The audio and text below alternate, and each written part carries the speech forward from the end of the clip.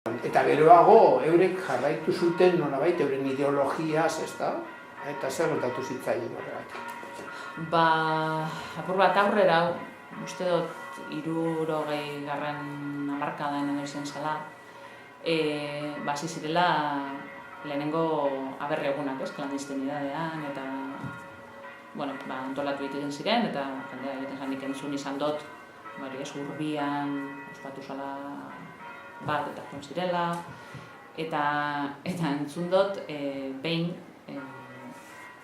okerrezpanago Bermion batzartuen behar zirela, eta autobusak antolatu ziren, eta bertara joan zirela. Eta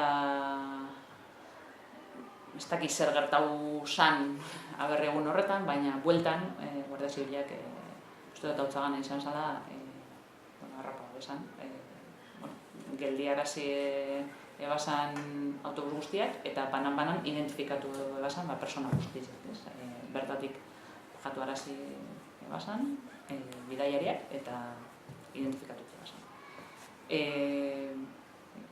Nire aitzitia, Begoña Santiago Alberdi, eta nire ama Itziar Alberdi, bueltan etorri ziren autobusean, eta identifikazio horietan,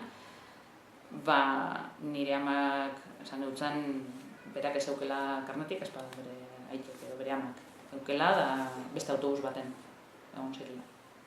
Eta horregatik libran izan. Ze antza danez, horren guztien identifikazioa egin eta gero, isun bat heldu jakien etxera. Eta, nire aitek amamak BAJ-koak ziren, eta garbi, eta alderdiak esaban esala ordaindu behar isunak. Eta isuna espasan ordaintzen, kartzela bat. Hori izan apur bat jokoa edo, ez? Eta biak joan ziren. Kartzelara egitea da mama, bizek, barriro. Nire ama justo libra usan, usurre kontabalako momentu horretan, baina lehenengo egitea konzala, da gero mama konzala, ziren joan batera. Baina, egite gitxiago egon zan,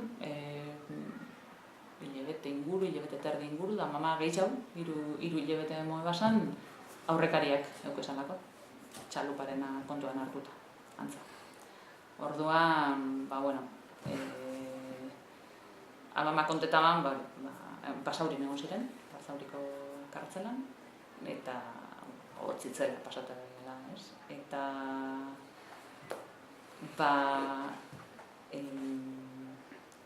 Durangon batu egiten zen, bai janaria, bai mantak, bai lehenengo berak esaten el primer saco de dormir, ez? Lehenengo losakoa, ez?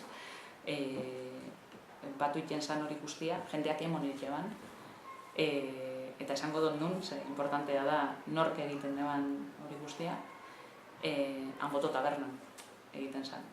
Eta Jose Manuelek berak, jabeak, defuntuak, bideratu egitean hori guztia. Eta betzen dut polita dela hori bere.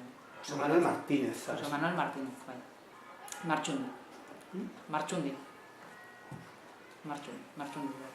Eta berak bideratu jaban hori guztia, batu eta bideratu, ez? Elkartasun hori guztia, Eta, mamak gehiago emoban, aurrekariak,